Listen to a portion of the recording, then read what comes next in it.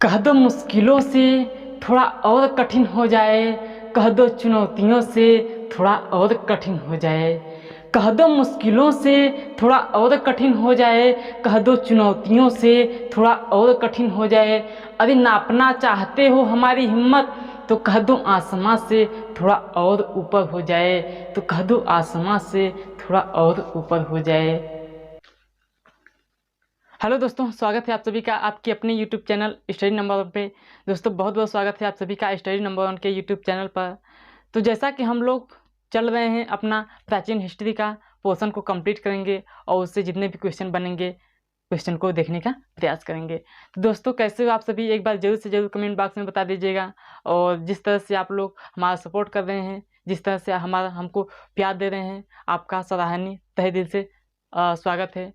दोस्तों हम लोग चलेंगे, आज देखेंगे वैदिक सभ्यता से, यानी कि हमारा जो वीडियो था 2-3 दिन से कंटिन्यू नहीं था क्योंकि कुछ लाइट की प्रॉब्लम थी, इसकी वजह से वीडियो नहीं आ पा रही थी। तो अब से कंटिन्यू जाएगी आपके पास।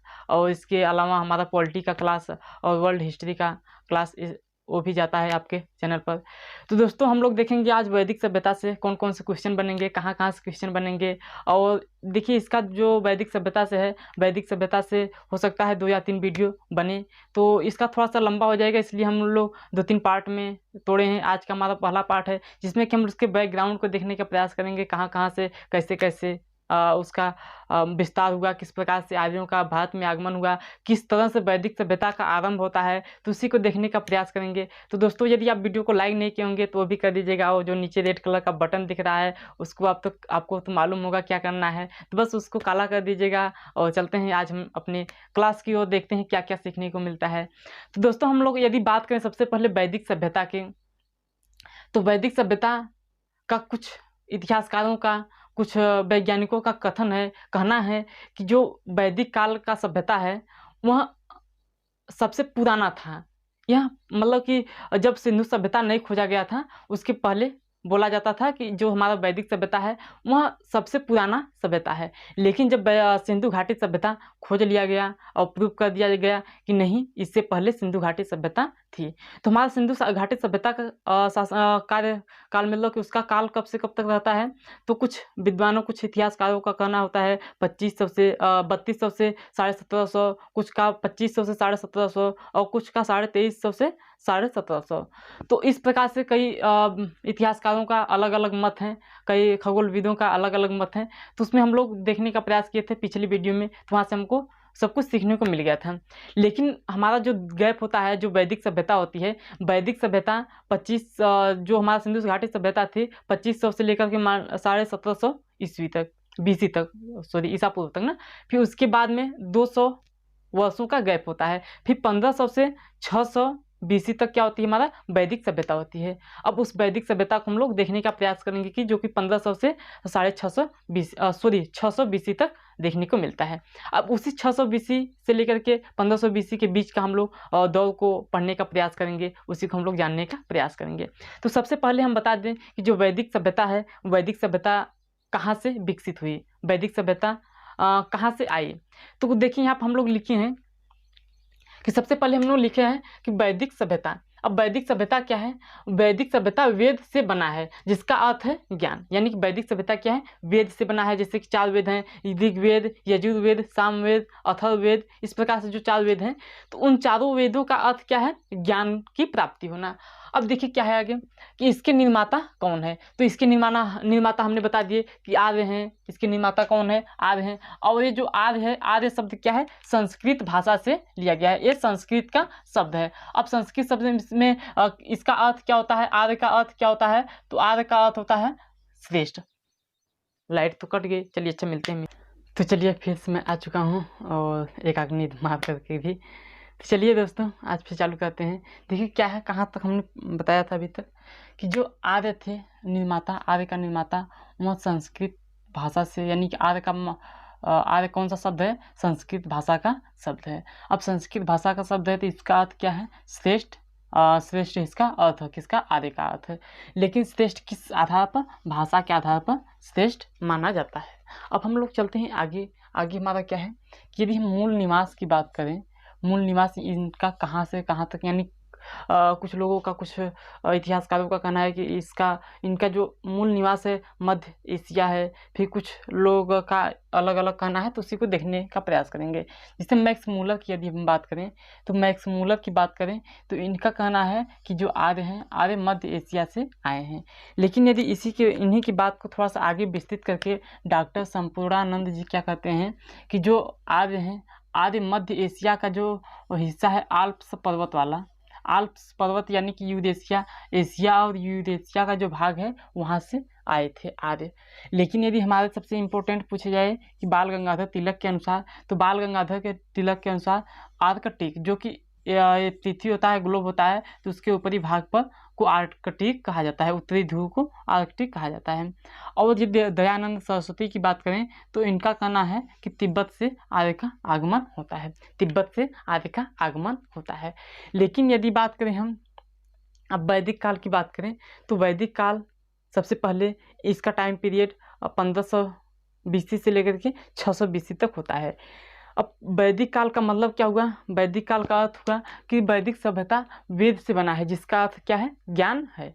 अब देखिए वैदिक काल को 2 भागों में बांट दिए हैं। किस आधार पर बांटे हैं तो उसको भी हम चर्चा करेंगे।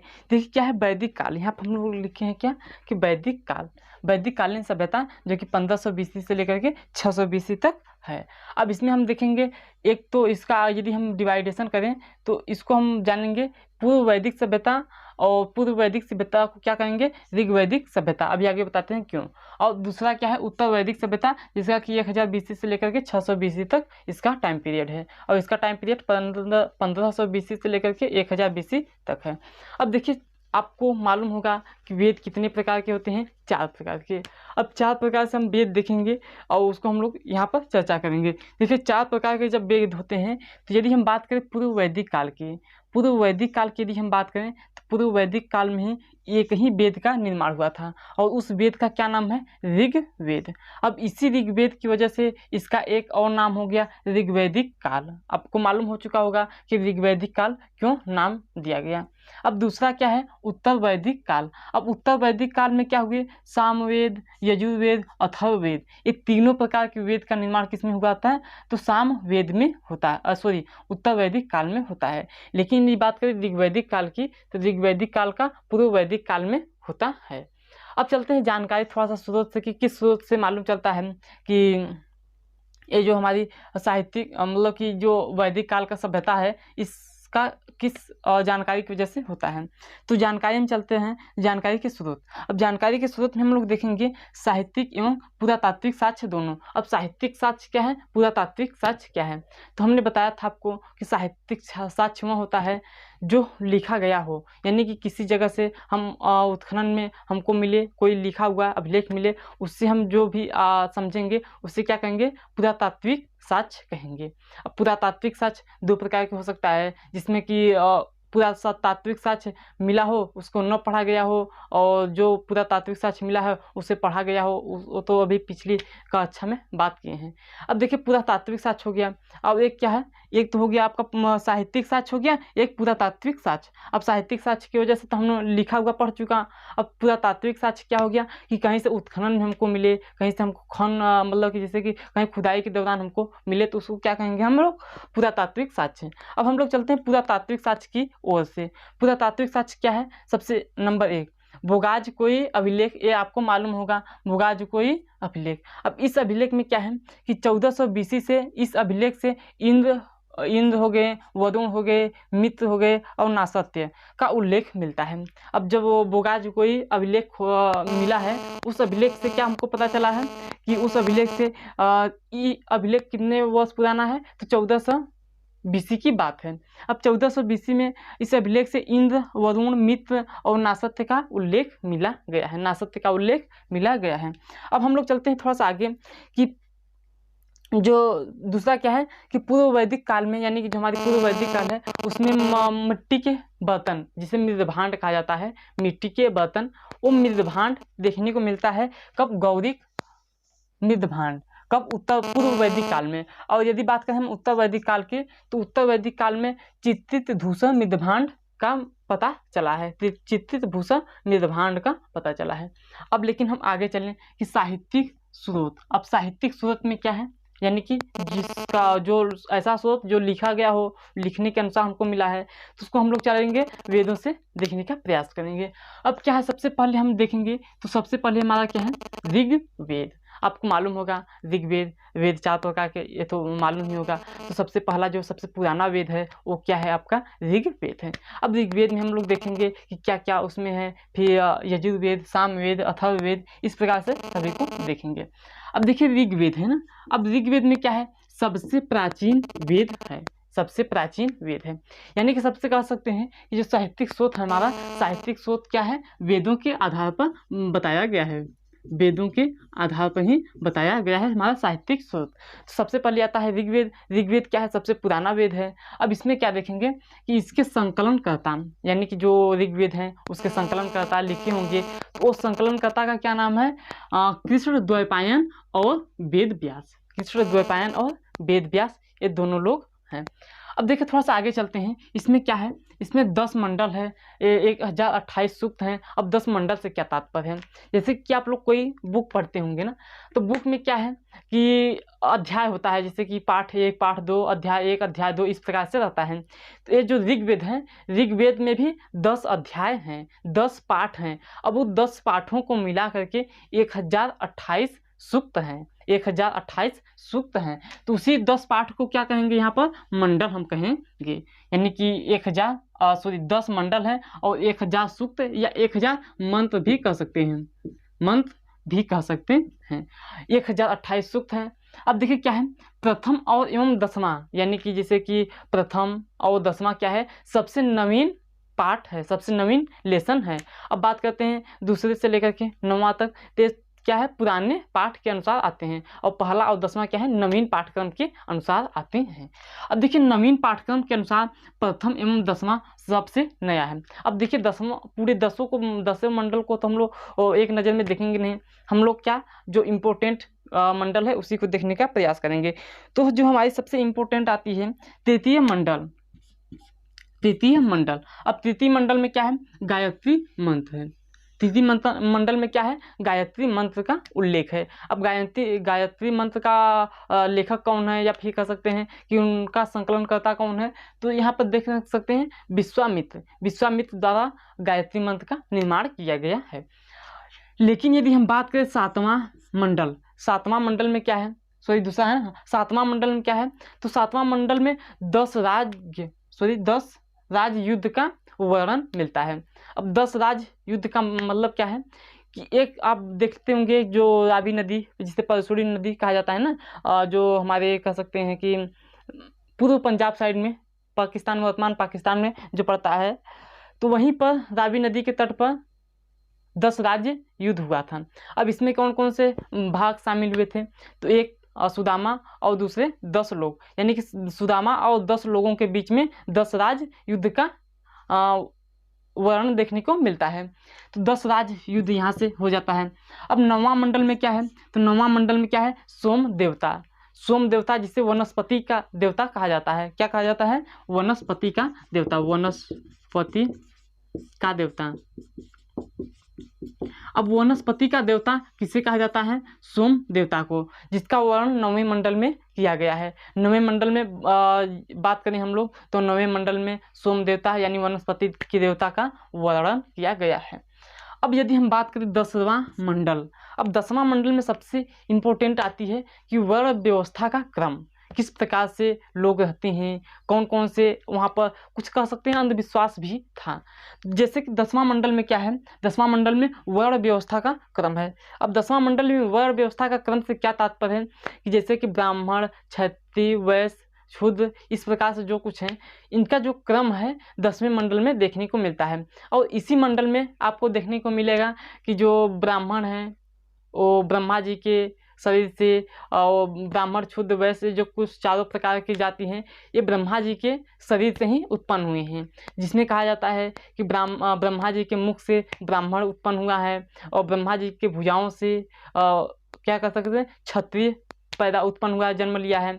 और ब्रह्मा जी के जांघों से वैश्य और चरणों से क्षुद्र जन्म लिया है। तो इस प्रकार से देखने को मिलता है यहाँ पर किस ऋग्वेद में इस प्रकार को देखने का मिलता है। अब इसी ऋग्वेद में वर्ण व्यवस्था का क्रम दिखता है, यानी कि 10वां पहला क्या है, सबसे न्यू कह सकते हैं वेद में शामिल अध्याय है। अब देखिए दूसरा क्या है, सामवेद। अब सामवेद क्या है, सामवेद में आप देखेंगे कि संगीत का वेद, इसे संगीत का वेद कहा जाता है। क्यों संगीत का वेद कहा जाता है, यहाँ पर आप लोग देखेंगे कि 7 स्वरों का क्या है, 7 स्वरों का सर्वप्रथम प्रयोग है। किसमें, ये जो सामवेद है, सामवेद में 7 सुरों का प्रयोग है। वर्तमान में तो 9, मेरे ख्याल से 9 सुर हैं क्या, इसी प्रकार से होंगे। तो 7 सुरों का जो प्रयोग हुआ है वो सामवेद में ही हुआ है, तो इसलिए इसे संगीत का वेद कहा जाता है। अब हम चलते हैं यजुर्वेद में। अब यजुर्वेद में क्या है, यजुर्वेद में देखने को क्या मिलता है, यज्ञ के विधियों का